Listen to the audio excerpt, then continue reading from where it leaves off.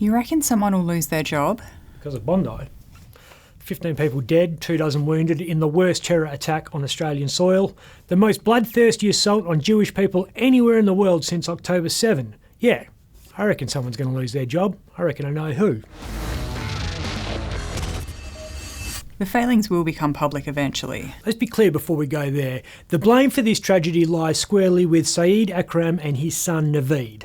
But I'm pretty sure history will show the Akrams were able to do what they did because of failures by government at the strategic, tactical and operational levels.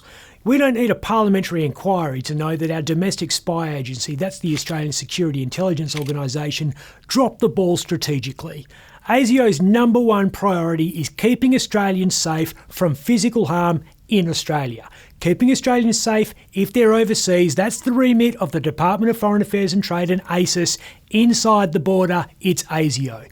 Naveed was on ASIO's radar, but then fell off. Why? We don't have Britain's problem of an army of undocumented would-be jihadists living in our cities after skipping across the English Channel in a boat or on the back of a truck. The number of radicalised people here is proportionally very small. Yet these maniacs, a young man authorities knew moved in the same circles as the leader of Islamic State in Australia, Isaac el-Matari, in 2019, and his father, who successfully applied for a gun licence a year after ASIO knew his boy was being seduced by extremists, weren't on any watch list? How is that possible?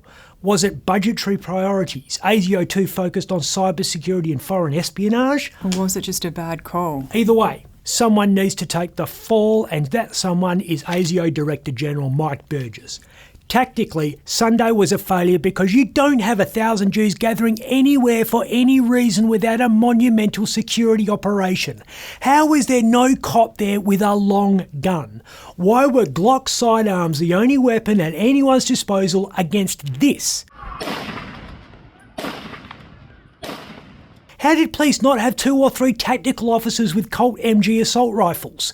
They're trained to make a headshot at more than 100 metres with one of those things. Could have been over inside a minute. Seconds maybe, had properly armed police been on site. And for that tactical failing, the head of New South Wales Police, Mel Lanyon, has got to go. Operationally, it was a failure because the standard you walk past is the standard you accept, and Australia accepted this. We walk past people saying "F*** the Jews" from the river to the sea and globalise the Intifada.